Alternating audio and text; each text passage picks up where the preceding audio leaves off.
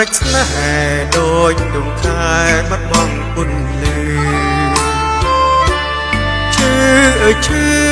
ពេលបានលឺសំដីនួនល្អភ្លេចអូនចង់ក្តីស្មងគ្មានន័យទេបងជប់គិនអតីតកន្លងព្រោះស្នេហ៍ស្នងឥតន័យខ្លឹមសារសន្យា4ឆ្នាំ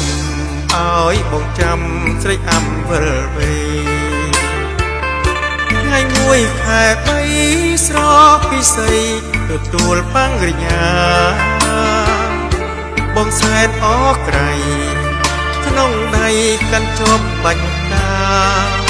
ទុំជូនស្រីស្រជីវ៉ាតែអង្គនិចាបាច់កាគ្មានចាំទឹកភ្នែកហូរស្រស់ដោយមិនដឹងខ្លួនពេលឃើញស្ងួនស្រស់នឹងនួនបែកខ្លួនបដូរខ្លាំងខ្ញុំឈរស្ងៀមត្រឹងសំលឹងមើលអូនឲ្យច្បាស់មិនគួរស្នេហ៍តែក្រឡាស់ឈឺចាប់នឹងសែនខ្មាំងលោកកាបងជូនពរជ័យឲ្យគូថ្មីជួបតែក្តីសុខកុំមានទុក្ខសោកបានសុខពោក្រុមប្រការអោលោកអើយนิ่งហើយធាក់ក្តីស្នេហារងចាំបានត្រឹមសោកកាសែនទីផ្សារបរិញ្ញាផ្ដាច់ស្នេហ៍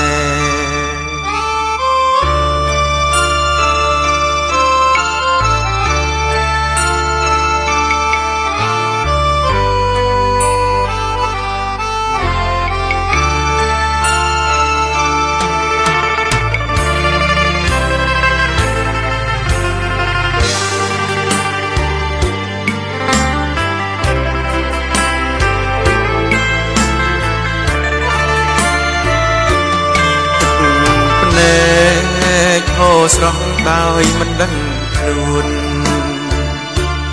ពេលឃើញស្ងួនស្រស់នឹងនួនបែកខ្លួនបដូរខ្លាំងខ្ញុំឈរស្ងៀមត្រឹង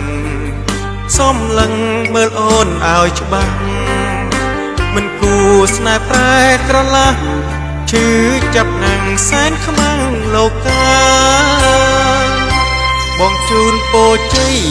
ឲ្យគូថ្មីជួបតែក្តីសុខ